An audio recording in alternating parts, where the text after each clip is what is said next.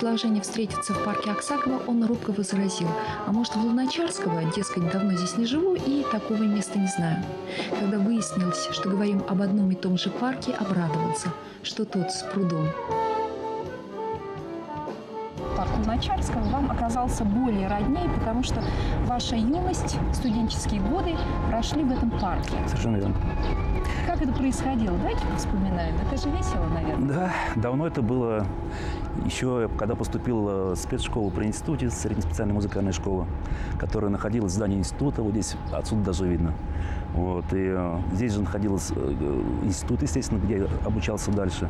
Здесь же училище, где проходили концерты, выступления, репетиции всяческие, общежития нашего института, где были всякие посиделки, вечеринки и прочие, дискотеки.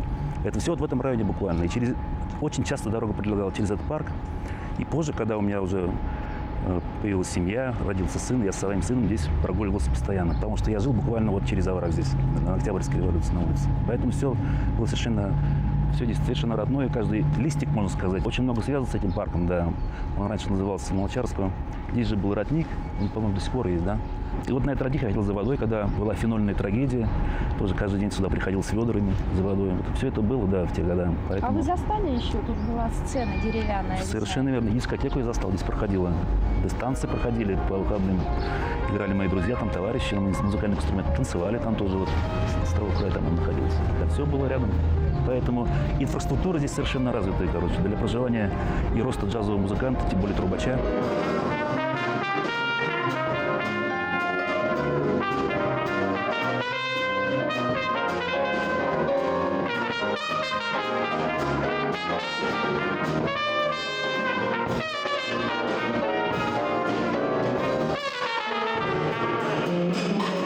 Джазовая юность одного из музыкантов группы «Орлан», трубача Рустема Галиуллина, совпала с периодом общего подъема музыкального искусства Башкирии. То было время становления башкирской эстрады, связанное с именами Бахти Гайсина, Радика Гареева, победившего в начале 80-х во всесоюзном песенном конкурсе «Красная гвоздика».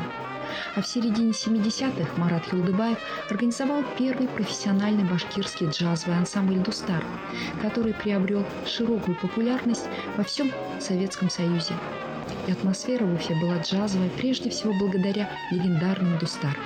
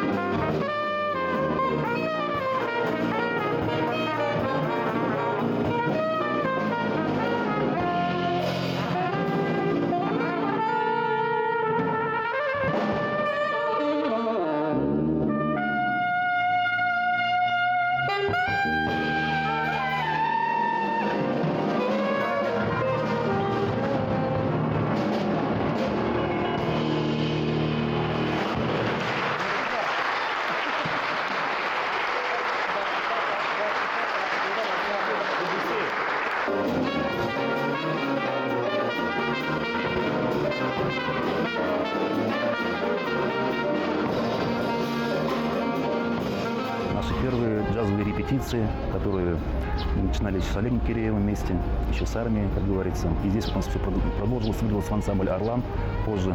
Репетиции проходили на улице Ленина, здание, концертный зал Башкирского республиканского объединения музыкальных ансамблей. Вот, там все начиналось тоже. И концерты первые проходили, вот еще Женя Ванеров снимал, там «Нефтяники», такой был большой джазовый концерт с нашими звездами нашего джаза. Все это вот в этом районе буквально все тоже проходило. Джаз я пришел через моего родного дядю, который играл на саксофоне, он Гиндула. Он играл в ансамбле Олега Гудстрема очень много лет, работал в ансамбле «Арсенал» Козлова, работал в ансамбле «Аллегро», такой был ансамбль Левиновского, там директором уже. Поэтому я в джазовую атмосферу окунулся рано. Сначала занимался с духовых оркестров, естественно, потому что отец у меня был дирижером духовых оркестров, детских, взрослых. И поэтому я уже с детства как бы окунулся в такую среду, потому что дядя меня водил на репетиции оркестра Лунстрема, когда я еще был молодой. Я только начинал играть на трубе. Вот. На репетиции оркестра Лунстрема? Да, в Москве. Это там было? В Москве, да. Вот, я помню, он меня взял на Олимпиаду в 80-м году. Я поехал в гости. И на этой Олимпиаде буквально они выступали, концертная программа. Это был сильнейший оркестр тогда в Советском Союзе. И он меня брал на все репетиции буквально. Я смотрел, как это происходит, вообще как рождается музыка вот такая великолепная. И, естественно, это ведь у каждого человека в жизни происходят какие-то встречи, события, которые влияют на его жизнь. Поэтому это был один из таких шоковых моментов в моей жизни, да. И поэтому я определился, что решил, что это моя музыка, я должен ей заниматься. Ну, естественно, нужно было получить классическое образование. Я потом уже учился в институте здесь. Ну вот, а потом уже позже в школе я пробовал играть джаз сам для себя. Я слушал уже Марата Юлдубаева. Его дети учились тоже в этой школе. Вот, я его встречался с ним визуально. Уже пластинки первые вышли. Естественно, мы слушали Дустар ансамбль. А позже в армии, служа, я встретился с Олегом Киреевым. И там уже, будучи в армии, мы уже познакомились, нашли родственные души, как говорится. Вы вместе служили? Да, рядом, получается, что так, да. Это какая-то музыкальная часть? Да, мы военный оркестр Куйбышев тогда назывался. И вот там уже тогда Олег вел активную деятельность такой джаз. Он там организовал ансамбль, уже выступления, да, джазовый первый ансамбль. Вот уже репетировали его произведения, он сочинял музыку. Он потом демобилизовался раньше, и потом после армии демобилизовался, мы уже встретились здесь.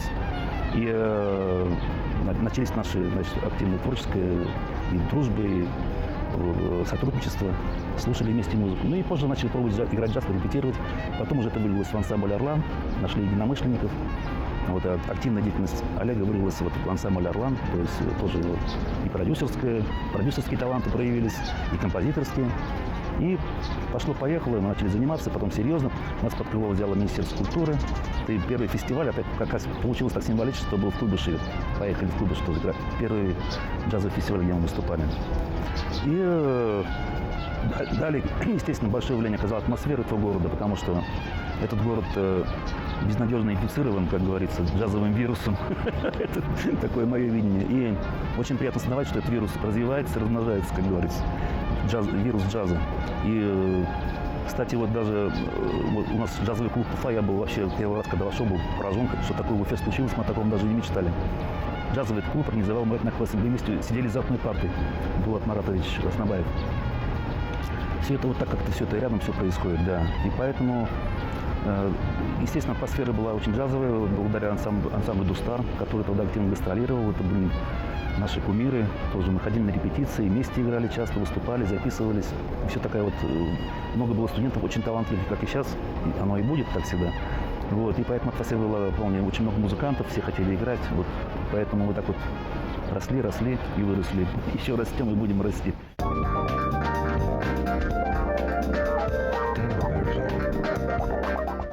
Еще один древний наш, хотел сказать, сотрудник, коллега и друг Олег Егоров, бас-гитара.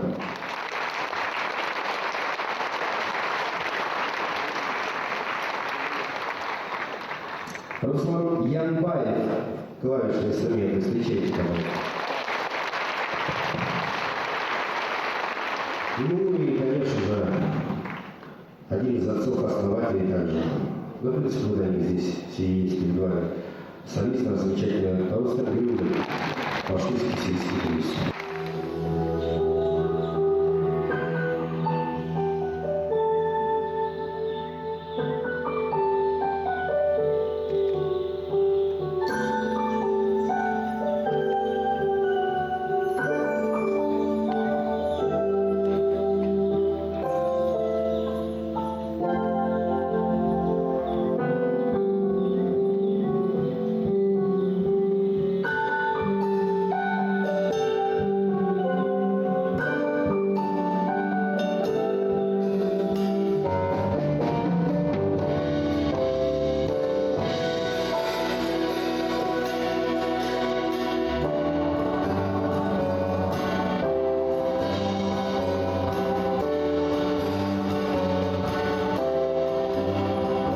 увлечение джазовой музыкой для выпускника Института искусств стало профессиональным не без влияния Олега Киреева, с которым Рустем Галиуллин познакомился в Куйбышеве. В армии неугомонный музыкант военного оркестра умудрился организовать свой джаз-ансамбль. Друзья продолжили репетиции в Уфе, нашли единомышленников – басиста Олега Янгурова, барабанщика Рустема Каримова. Так появился «Орлан». Через год сослуживцы вновь вернулись в Куйбышев, где состоялся первый в жизни новоиспеченного ансамбля джазовый фестиваль.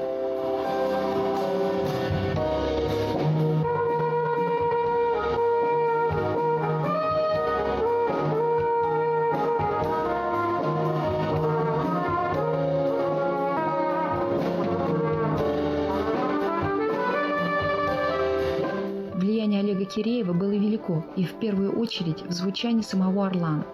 Исполняли в переработке башкирскую народную музыку, активно экспериментировали в разных направлениях и стилях.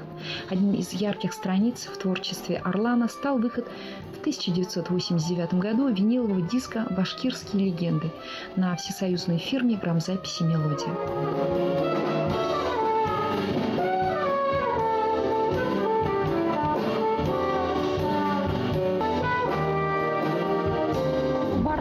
Надо учесть, что этот ансамбль джазовый, он все-таки одним из первых такой этническую направленность имел, и этно-фолк-ансамбль, Да. как вы и называли. Совершенно верно. У нас были башкирские костюмы, я играл на кубызе, у нас был кураист, который с нами ездил. Вот, тоже была программа очень... Народ принимал просто великолепно. Кураист – это молодой, юный Роберт Юлдашев? Роберт Юлдашев, да. Он записал с нами пластинку. Вообще было, конечно, время колоссальное, потому что тогда этническая музыка, этнический джаз воспринимался совершенно на ура. Я думаю, что эта музыка всегда будет восприниматься, потому что это корни народные, да. И тем более наша башкирская музыка, она вообще нас просто насквозь пентатонична, на чем строится тоже и блюз, да, тоже в основном ближе пентатоника.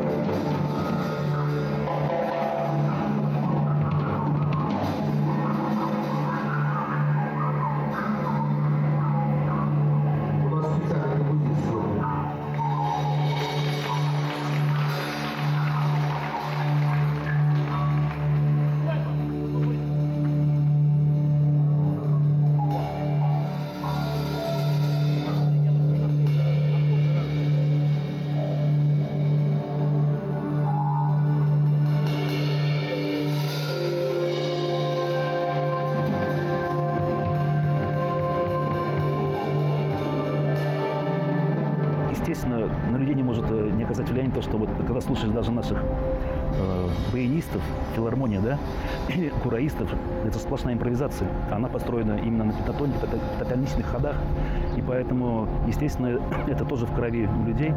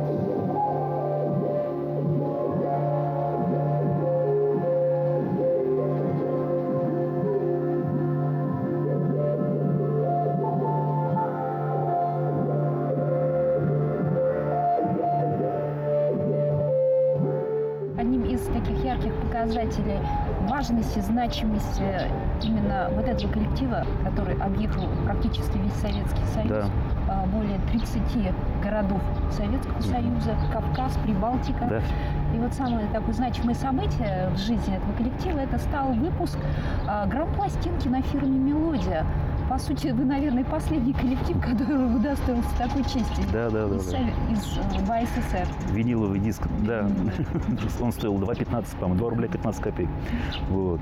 Да, я этот диск храню, у меня даже 2 экземпляра. Я сделал перепечатку на CD и дарю друзьям с удовольствием. И я вижу, что... Я говорю: Олег, как это мы такое смогли сделать? И как ты такое мог сочинить? Как это все это было? Аранжировали вместе всю эту музыку. И я осознаю, что вот именно эта музыка, она все-таки никогда не стареет.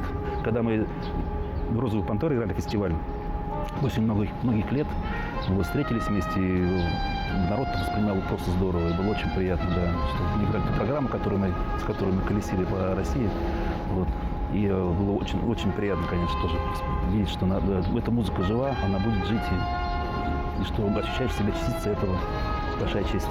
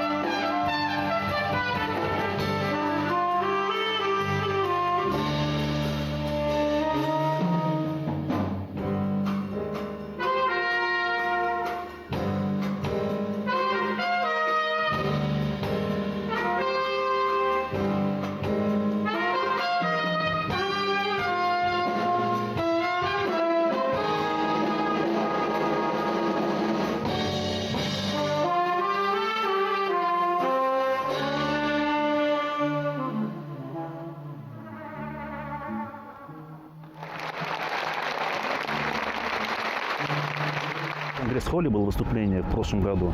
Конечно, я здесь в Уфе оказался, да, приехал. Это было тоже, мы играли программу, там добавили еще несколько новых вещей. Вот я тоже, мои композиции были тоже, да. И я увидел, что зал полный, тоже был поражен. Это летом, когда весь народ на дачах, мои друзья сидели, мои родственники в зале, и все потом отзывы были просто самые лучшие, которые могут быть. Потом уже в Кремле опять полный зал, там и башкиры все собрались, татары московские, там все приехали люди, которых я там из Уфы, из филармонии, там все как музыканты, как артисты, певцы, которых я видел много лет, было с ними приятно встретиться даже там в Ремёрках там где-то. И понесли вот с таким настроением вышли с подъемом, как на праздник. Вот Сабантуй бывает, да, вот, то есть на Сабантуй вышли, отыграли, как так, что-то там уже плясали там под мелодию. Да, и было просто опять-таки колоссальное чувство вот этого, то есть что-то, опять что-то родилось, что-то мы так сотворили такое, приятно было.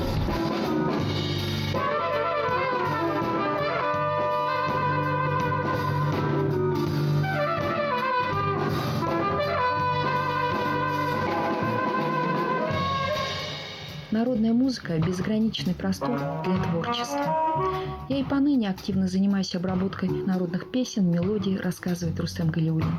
Я осознаю, что обязан этой музыке.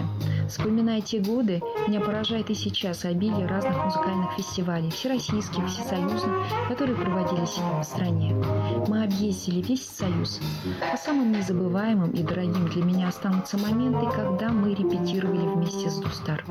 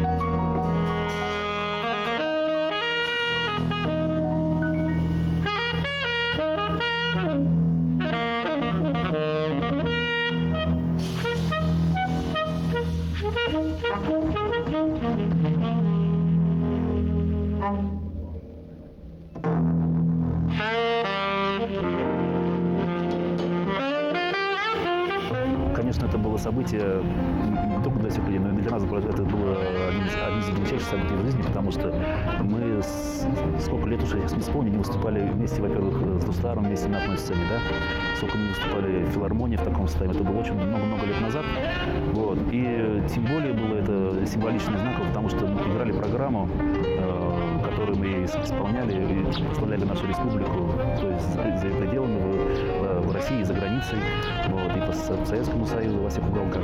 И вот эта программа самые приятные и самые счастливые моменты, когда мы видели, что все это дышало, и народ, вот, вся публика, они воспринимали эту музыку всей душой, и, то есть какие-то искры такие вот были, то есть это вот все так, как-то вот такая алмазная пыль произошла, да, благодаря джазовым звукам, и играли вот все эти мелодии, и, конечно, и вот и с Брат Ходеевичем мы разговариваем о теме, мы, конечно, были настолько счастливы, что мы сделали такое дело, и, конечно, здесь Олег Хусаинович Киреев, конечно, он здесь был просто на высоте.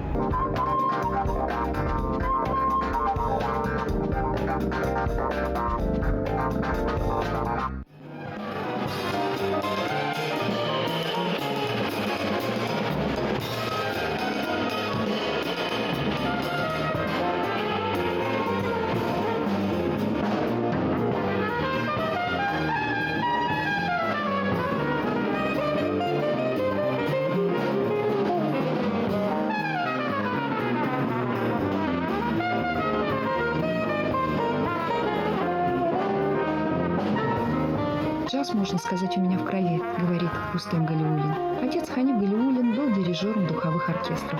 Родной дядя, саксофонист, кларнетист Киндулла Губайдулович Галиуллин был музыкантом джаз-ансамблей и оркестров Уфы. Затем многие годы играл в оркестре у Лундстрема, в ансамбле «Арсенал» под управлением Алексея Козлова. Позднее стал директором-администратором джаз-ансамбля «Аллегро» у Левиновского. «Он брал меня на репетиции», — вспоминает Галиуллин. «Я частенько гостил у него и помню все выступления Лундстремовского коллектива во время Московской Олимпиады в 80-м году. Это стало значимым событием в моей жизни. Примечательно, что в один период у Лундстрема играли аж 3 уфимцев – Киндулла Галиуллин, Вячеслав Назаров и Геннадий Калинин. Судьба была благосклонна. Мне посчастливилось играть и дружить с величайшими музыкантами. Это Джалей Мухаммедшин, Владимир Купцов, Юрий Китаев, Валерий Морозов, Вячеслав Гейнбург, Фарид Гайнуллин, Геннадий Калинин, Геннадий Жибаров, Марат Юлдыбаев, Георгий Марков, а также Вениамин Музин и мой педагог по трубе, профессор Гайнуллин Сагит Габдулбаревич.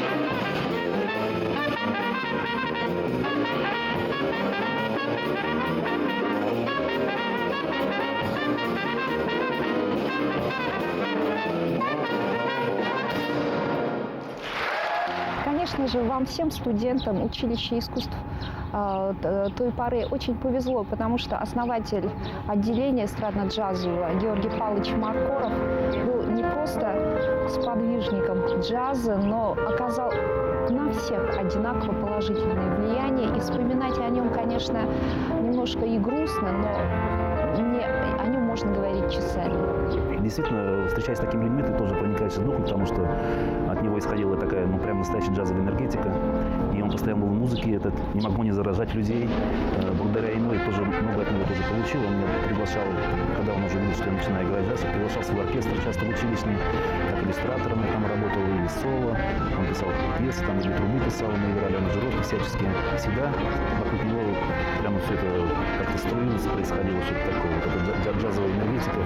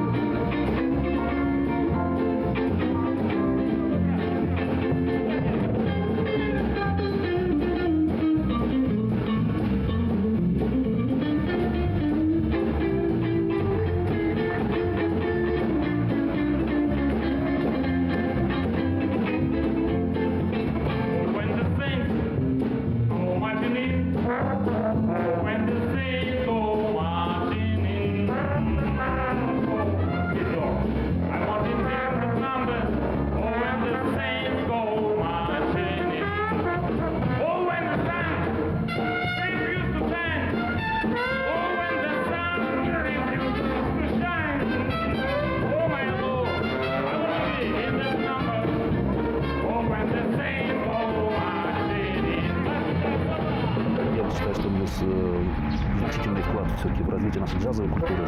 Таких людей вспоминаю всегда с чувством большой благодарности. У меня прямо аж сердце так защемило. Биг-бенд Башкирской государственной филармонии и Георгий Маркоров.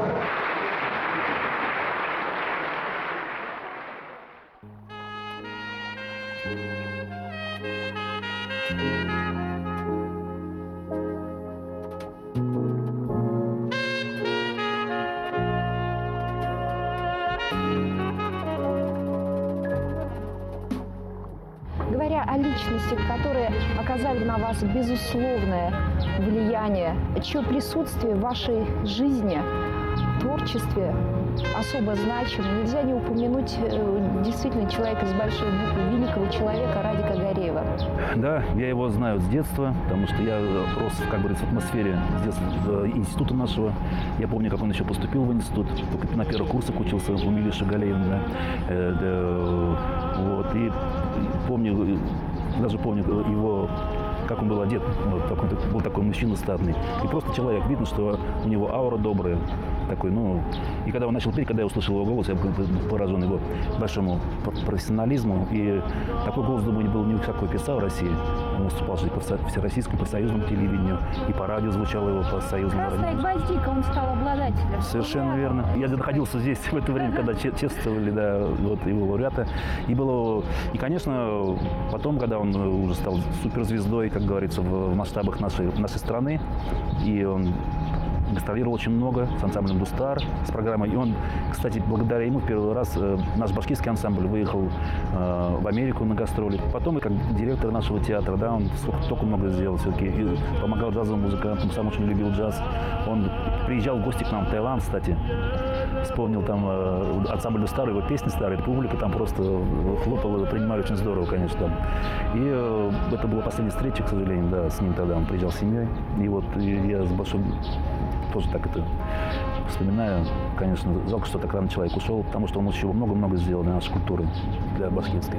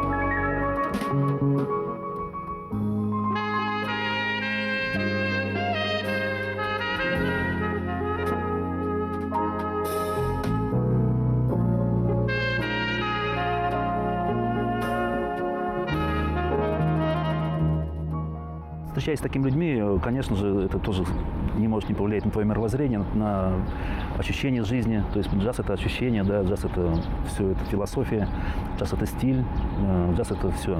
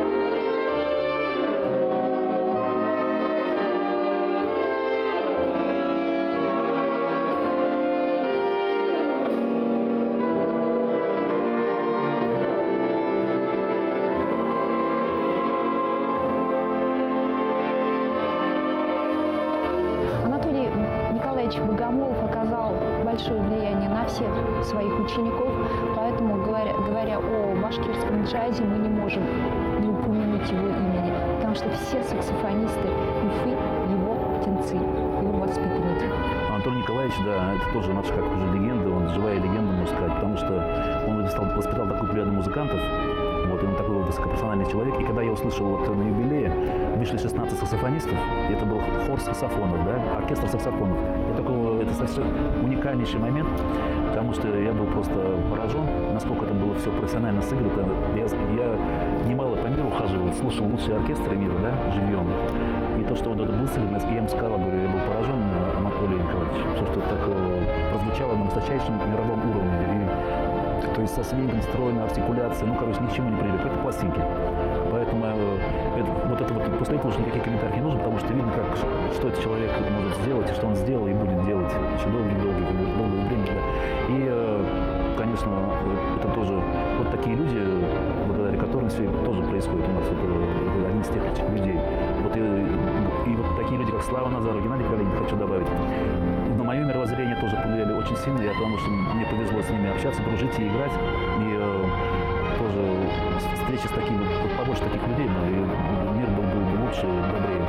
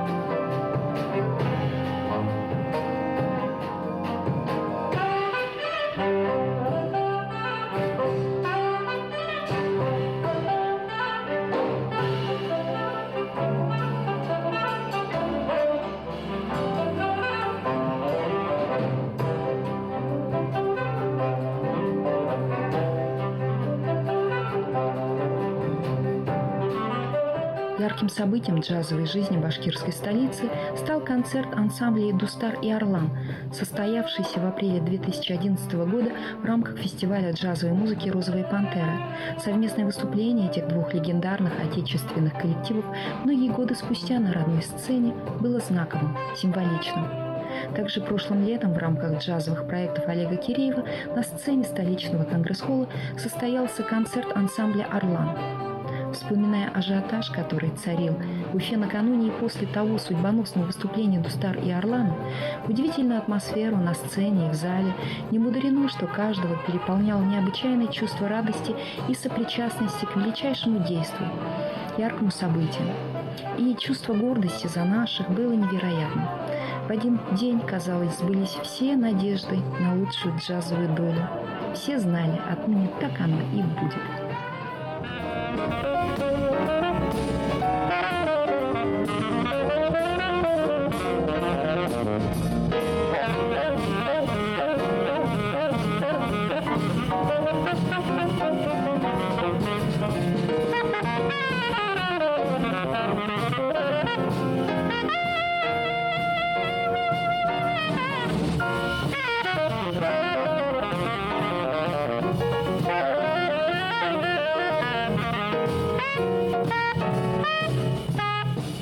Марат Хадеевич, это, я его называю, живой памятник, легенда. Это мой отец, мой джазовый, мой учитель, наставник. То, что он сделал для нашей музыки, для нашей культуры, это как нельзя объять необъятное, да, но это необъятно, конечно. Это большой человек, он сделал большое дело, и будет делать, и делал, и делает. И там он пользуется большим уважением в Бангкоке. Вот. На самом лучшем счету, я считаю, что он лучший саксофонист на данный момент, аранжировщик. Мы с ним часто очень вместе работаем, тогда я счастлив просто, что у нас судьба так свела.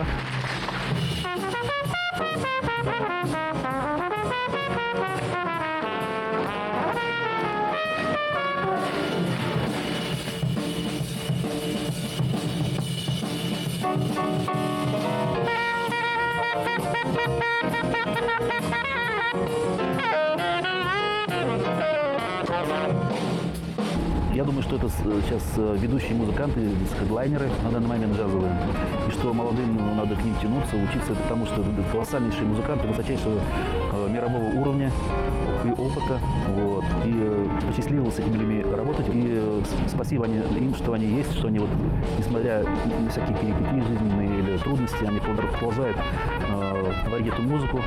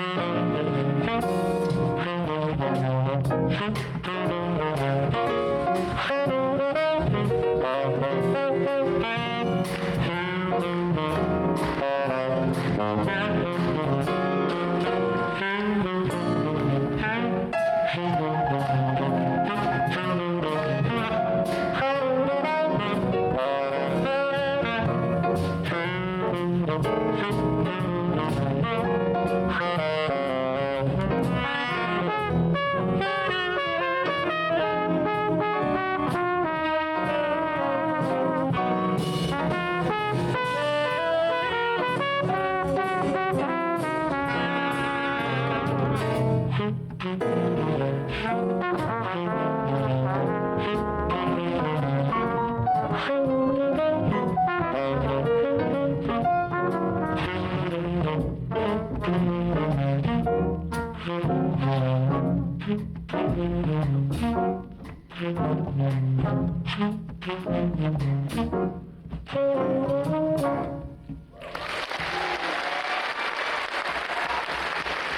джазовым. Потому что джазовый это порой надо быть и бойцом. Это, как я всегда говорю, все время говорю, на джазовом фронте без перемен. Дежурный по Бангкоку старший трубач Галиуллин.